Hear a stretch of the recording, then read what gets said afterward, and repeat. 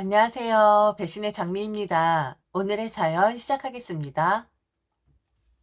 저는 오늘 또라이 중에 상또라이인 오빠와 올케 언니에 대해 이야기를 해볼까 합니다. 정신 못 차리고 망나니 짓거리하는 형제, 어느 가족에나 있는 것일까요? 이들 때문에 그동안 고통받았던 거 생각하면 찢어 죽여도 모자랄 정도로 치가 떨려옵니다. 망나니 같은 인생을 살고 있는 오빠와 그 옆에서 조력자 역할을 하고 있는 올케 언니에 대해서 말씀드리겠습니다. 얼마 전 아버지에게 전화가 왔습니다. 급하게 할 말이 있다면서요. 꼭 제 남편을 데리고 오라고 하셨는데 또 일이 터졌구나 싶어서 가슴이 쿵 하고 내려앉더라고요.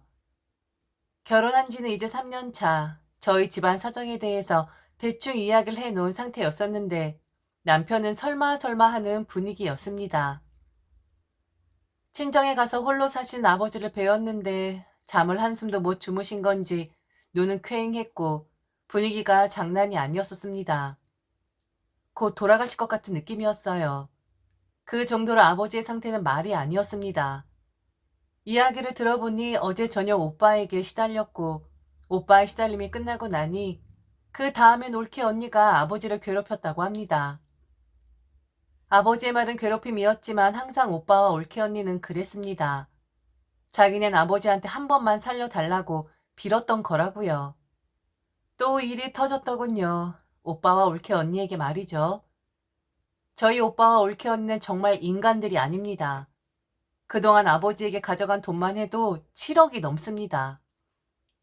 빚을 졌다, 돈이 없다, 사업이 빠그라졌다 등등.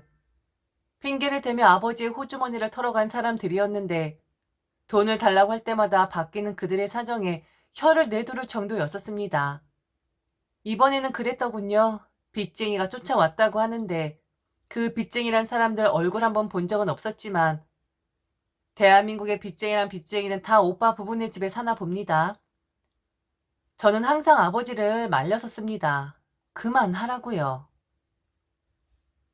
돈을 해주는 게 오빠와 언니를 살리는 게 아니라 죽이는 것이라고 제발 좀 그만하라고 이야기했었습니다. 그런데 자식이라서 아버지는 오빠 부부의 청을 쉽게 거절하지 못했었고 또 호주머니를 털어 돈을 대 주기를 반복하시더군요. 그런데 이번엔 아버지가 좀 달랐습니다. 내어줄 것이 없다 분명 말을 했는데 아버지의 마지막 재산인 아파트를 이야기하더랍니다. 현재 아버지가 살고 있는 집으로 대출을 받은 건 100만 년 전 일입니다. 아버지 현금 뜯어간 것 또한 조선시대라고 할 수 있지요. 그런데 이제 마지막 남은 아버지 노후 자금인 아파트를 내어달라 하다니요. 아버지는 그럴 수 없다고 잘라 말했다고 하네요. 그러면서 아버지는 저와 남편에게 그랬습니다. 그 아파트를 저희 보고 가져가라고요. 그래야 저것들이 나를 찾아와서 괴롭히지 않지. 저 아파트가 당신 손에 있는 한은 매일같이 수단과 방법을 가리지 않고 자신을 괴롭힐 거라면서요. 네가 좀 가져가면 안 되겠니? 나는 그놈 감당이 안 된다. 더 이상 할 수가 없을 것 같아. 자꾸 꾀를 내서 내 마음을 흔드는데 그냥 아파트 네가 가져가 버려라. 그래야 그놈도 며느리도 나를 찾아오지 않을 것 같아. 내가 죽일 놈이다. 내가 어리석었어. 내가 애들을 다 그렇게 만든 거야. 처음부터 해주지 말았어야 했는데 내가 참 바보 같았다. 아버지 이야기를 들어보니 이번에는 완전 가관이었더군요. 오빠 부부에게는 자식이 2명 있습니다. 그 아이들을 앞장세워 아버지를 찾아왔고 아버지에게 돈을 해달라는 말을 오빠 부부도 했었지만 그 어린 조카들이 아버지에게 또 했다 합니다. 지금 먹을 게 없으니까 할아버지 돈 좀 해달라고요. 그 큰 아파트 저희 주시면 안 되냐고. 어차피 할아버지 사는 곳도 여기니까 그것 좀 달라고. 저희 이러다가 굶어 죽을 것 같다고 그리 말을 했다 합니다. 만일 이번에도 오빠 부부만이 아버지를 찾아와 다시 한번 읍소를 했다면 아버지는 내어줬을 거라 했습니다. 자신이 죽을 때 가져가는 것도 아니고 애들이 잘 살아보겠다고 하는 건데 어쩌겠냐고. 그런데 손주들이 할아버지 부르면서 돈을 달라고 아파트를 달라고 말을 하는데 한 대 얻어 맞은 것 같은 기분이 들더랍니다. 아, 내가 내 자식 망치는 것뿐만 아니라 손주들까지 망치고 있었구나라고 그제서야 깨닫게 되셨던 거였죠. 정말 오빠 부부는 답이 없는 사람들입니다. 그래서 저는 그들 상대하지 않아요. 얼굴 봐봤자 1년에 한두 번이고 조카들 어찌 크는지도 모릅니다. 아예 관심이 없으니까요. 내 조카들인데 애미 애비가 미우니깐 애들한테까지 그 감정이 전가되는 것 같더라고요. 아버지에게 세 번째 돈을 빌려갔을 때 저는 그때 오빠 부부와는 거의 인연을 끊다시피 한 사람이었습니다. 제 결혼식 때도 오빠 부르지 않았어요. 오지 말라고 제가 직접 말을 했거든요. 아버지도 그렇습니다. 그렇게 해주지 말라고 말을 했었는데 지금 이런 사달 만든 건 다 아버지 탓이었습니다.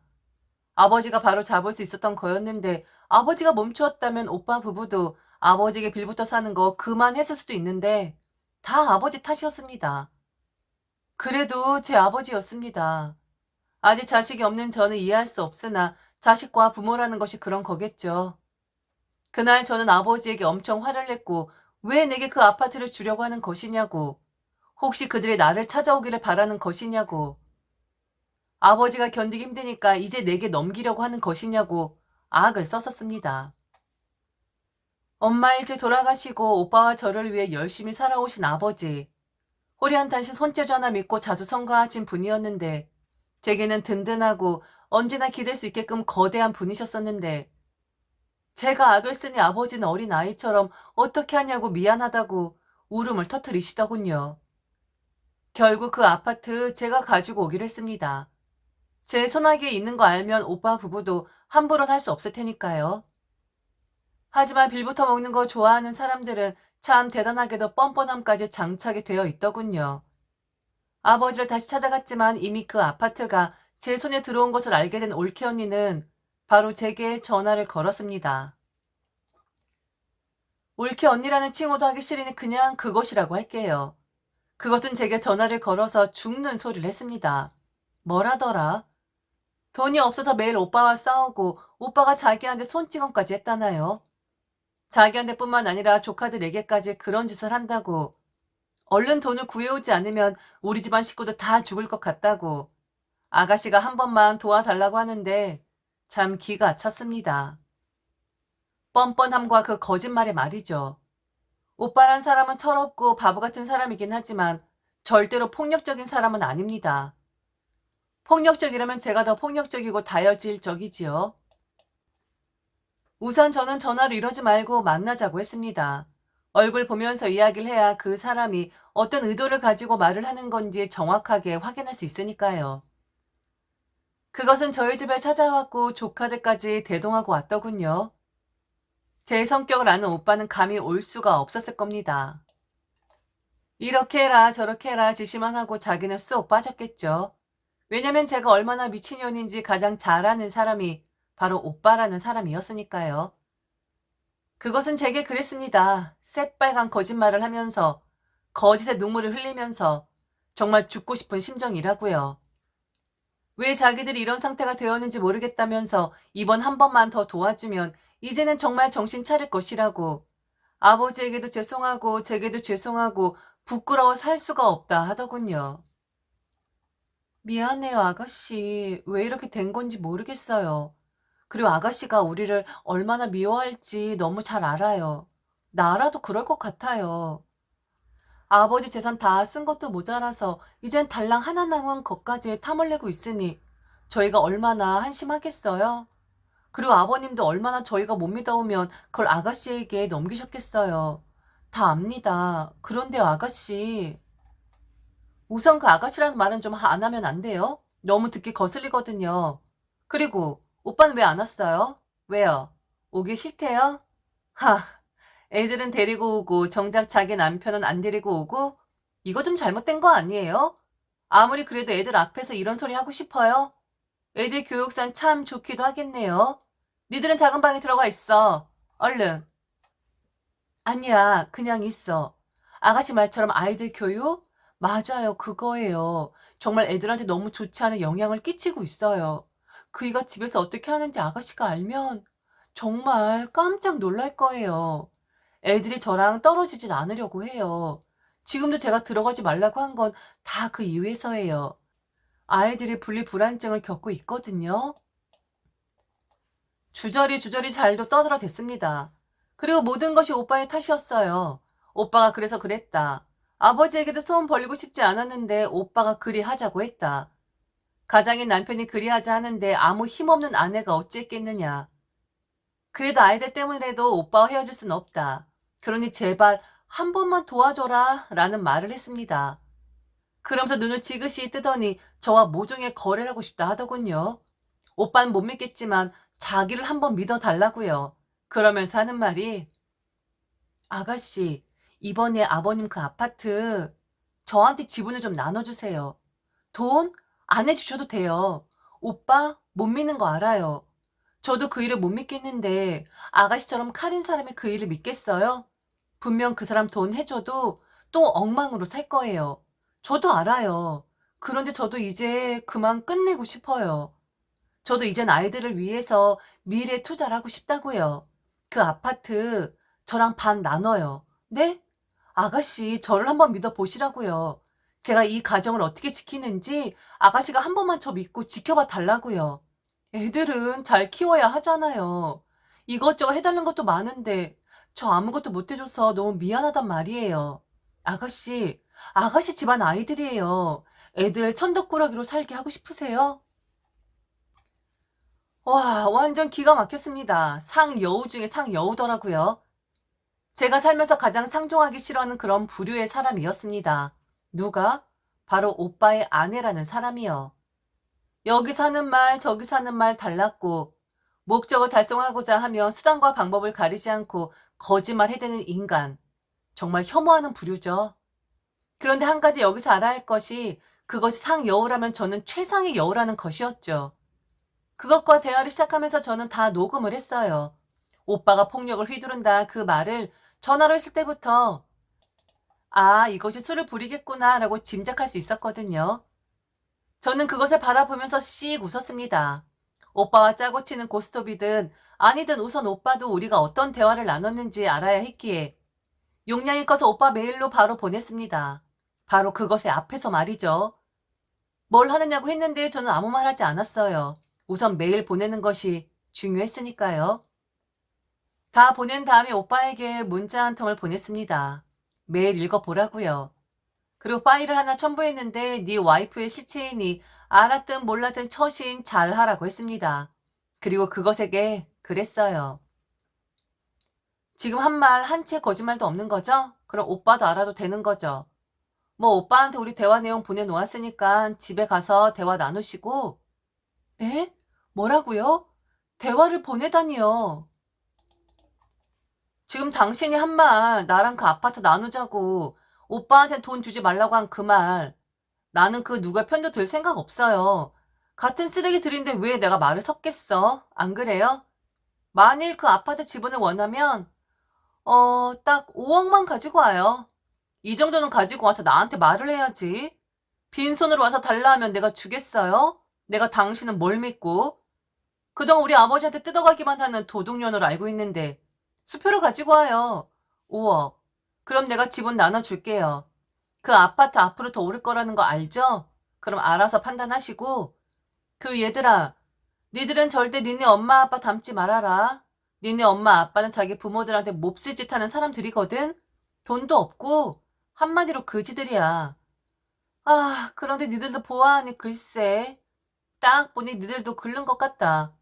네 애미애비를 봐서는 이미 물이 들었어. 아니 아가씨 지금 애들한테 무슨 소리를 하는 거예요? 아무리 그래도 애들이 무슨 죄예요? 야 그럼 우리 아버지는 무슨 죄냐? 네 남편 키워주고 걷어 먹여준 게 죄냐? 니들 눈에 니들 자식은 보이고 다 늙은 우리 아버지 눈에 안 보이냐? 너들 자꾸 이러면 나한테 맞아 죽는다. 오늘 네 남편이 왜 안 왔는 줄 알아? 내 성격 알아서 그래. 나 지금 많이 참고 있거든. 네 애새끼들 있어서. 확 대머리로 나가기 전에 얼른 꺼져. 그리고 아버지 우리 집으로 모셔올 거야. 찾아가지 마. 니들이 하도 이것저것 대롱대롱 아버지 앞으로 달아놓아서 아버지 삶이 너무 무겁다. 싹 다 팔아서 아버지 통장에 넣어두고 내 옆에 데려다 놓을 거야. 그러니까 앞으로 이 집안의 최고 미친 여자인 나를 상대해야 할 거야. 니들도 반쯤 미쳐봐. 그럼 나랑 상대가 될 테니까.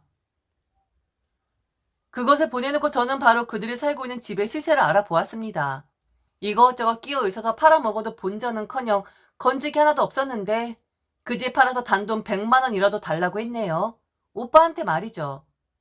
안 그러면 미친 동생 꼬라지 계속 봐야 할 것이라고 했어요. 그동안 내가 가만히 있었던 건 바로 아버지가 말려서 그랬던 거였다고. 그런데 아버지가 내 도움을 원하니 어쩔 수 없지 않냐고.